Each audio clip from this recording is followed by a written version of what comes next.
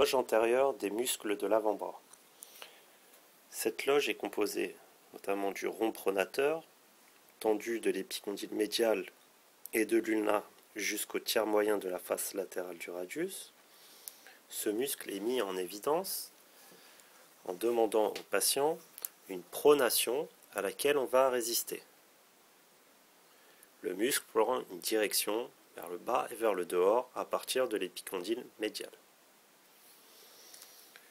Le muscle fléchisseur radial du carpe est tendu de l'épicondyle médial jusqu'à la face palmaire de M2 et M3. On le met en évidence en demandant au patient de réaliser une flexion du poignet associée à une inclinaison radiale.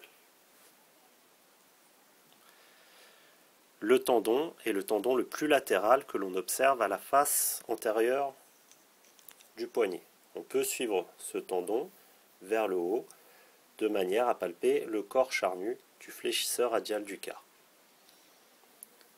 Le muscle long palmaire.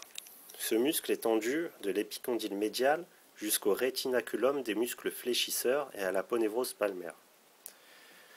Ce muscle peut être mis en évidence en demandant au patient de faire une opposition entre son pouce et son auriculaire et fléchir le poignet. On observe alors un tendon médian qui correspond au muscle long palmaire. On peut suivre ce tendon vers le haut jusqu'à l'épicondyle médial. Le muscle fléchisseur ulnaire du carpe est tendu depuis l'épicondyle médial et depuis le bord postérieur de l'ulna jusqu'à l'os sésamoïde qu'est le pisiforme.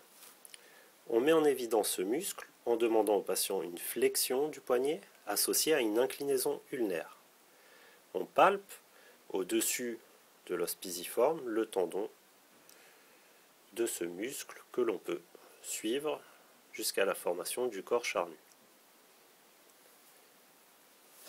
Les tendons du muscle fléchisseur superficiel des doigts peuvent être palpés au niveau de la face antérieure des doigts en résistant à une flexion, ici,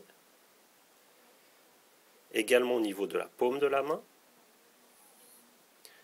mais aussi au niveau de la face antérieure du poignet. On peut palper le tendon destiné au quatrième doigt en demandant au patient de réaliser une flexion du doigt et une flexion du poignet. Le tendon est alors palpable entre le long palmaire et le fléchisseur ulnaire du carpe. Le tendon destiné au troisième doigt se trouve en arrière du muscle long palmaire, que l'on récline du dehors vers le dedans, ici. Le tendon destiné au cinquième doigt se trouve entre le tendon destiné au quatrième doigt et le fléchisseur ulnaire du carpe, ici.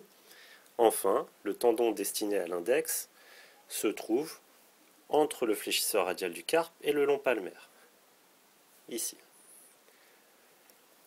Enfin, il faut noter que l'on peut palper le long fléchisseur du pouce au niveau de la face antérieure du pouce en résistant à une flexion du pouce.